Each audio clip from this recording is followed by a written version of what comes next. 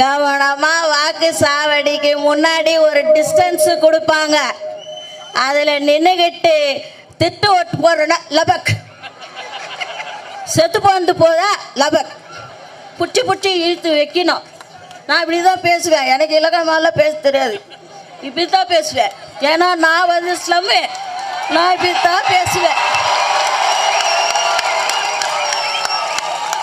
ஒருத்தர் சொன்னாரு, ஒடியாந்தாரு பூத்துக்குள்ள, ஐயா என் பொண்டாட்டி பேர் அமராவதி, ஓட்டு போட்டுச்ச பாரு, இப்பதான் போட்டு போச்சு.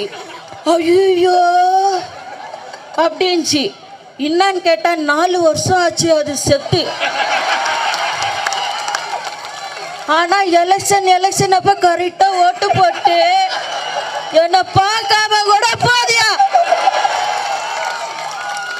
அப்படின்னு சொல்லி அழுகுறான். இதை எங்க போய் சொல்றது? இந்த எஸ்ஐஆர் இதை சரி பண்ணிடுமா? அமராவதியை சேர்த்து அம்பிகாவதியோட இணைத்துடுமா? சொல்லுங்க.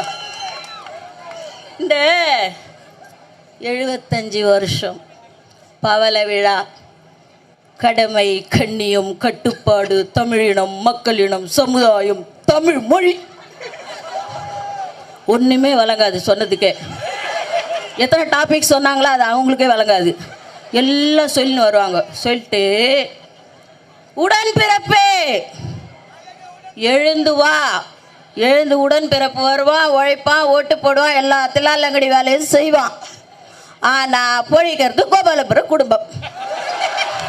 அந்த உடன்பிறப்பு அதை புரிஞ்சுக்கணும்ல. ஏன் புரிஞ்சுக்க மாட்டுது? அதுதான் எனக்கு வேதனையாக இருக்குது.